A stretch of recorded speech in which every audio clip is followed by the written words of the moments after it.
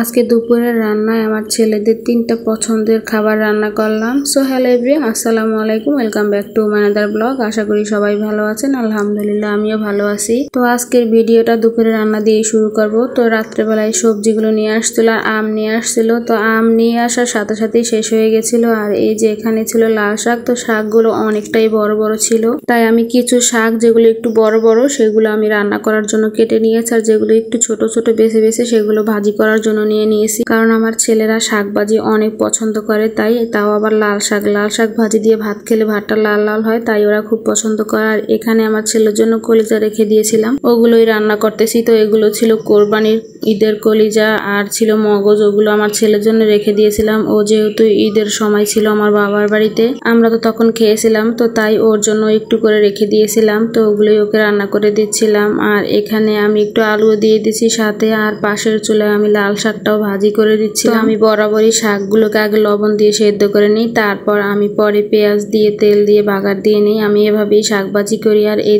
কলিজাটা কষানো হয়ে গেছে, এখন এখানে আমি পরিমাণ মতো পানি দিয়ে দিলাম। তো মাংসের সমস্ত মশলা দিয়ে আমি কলিজাটা ভালো করে কষিয়ে নিয়েছি। কলিজাটা হতে হতে পাশের চুলায় আমি আবার শাকগুলো নাড়া দিয়ে দিচ্ছি। যেহেতু শাকগুলো ধুয়ে সাথে সাথেই আমি সেদ্ধ করতে দিয়েছি, তাই শাকগুলো থেকে অনেকটা পরিমাণ পানি বের হয়ে গেছে। এখন আমি নাড়াচাড়া দিয়ে মাঝখান থেকে একটু ফাঁক করে দিলাম, যেন পানিটা খুব তাড়াতাড়ি টেনে যায়। এভাবে করে মাঝখান দিয়ে ফাঁক করে চুলার আঁচটা একদম বাড়িয়ে দিয়ে তারপর আবার সবগুলো শাক পানির সাথে মিলিয়ে তারপর আবার মাঝখান দিয়ে ফাঁক করে এরকম করে শাকগুলো রান্না করে নিলে খুব তাড়াতাড়ি পানিটা টেনে যায়। তো এদিকে আমার শাকটাও সেদ্ধ করা হয়ে গেছে, আর কলিজার ঝোলটা টেনে একদম সেদ্ধ হয়ে গেছে। তো আর একটু ঝোলটা কমতে কমতে এদিকে আমি আবার শাকগুলোতে পেঁয়াজ ভেজে তারপর শাকগুলো বাগার দিয়ে নিলাম। তো আমার কাছে এইভাবে শাক ভাজি করলে অনেক ভালো লাগে, তাই আমি এভাবেই করি। আর আমি শাক ভাজির সাথে কোনো মরিচ দেইনি, কারণ আমার ছোট ছেলে একদম ঝাল খেতে পছন্দ করে না, তাই। আর এদিকে আমার রান্না করা হয়ে গেছে কলিজাটা। তো আমি এখানে একটু ভাজা জিরার গুঁড়া দিয়ে নেড়ে চেড়ে নিচ্ছি। আর যখন ঝোলটা কমে এরকম করে তেলটা ভেসে উঠবে তখন চুলাটা অফ করে দিলাম। তো আমার কলিজা রান্না করা হয়ে গেছে। এখন এখানে আমি চিংড়ি মাছ দিয়ে রান্না করব লাল শাক। তো এখানে আমি পেঁয়াজ রসুন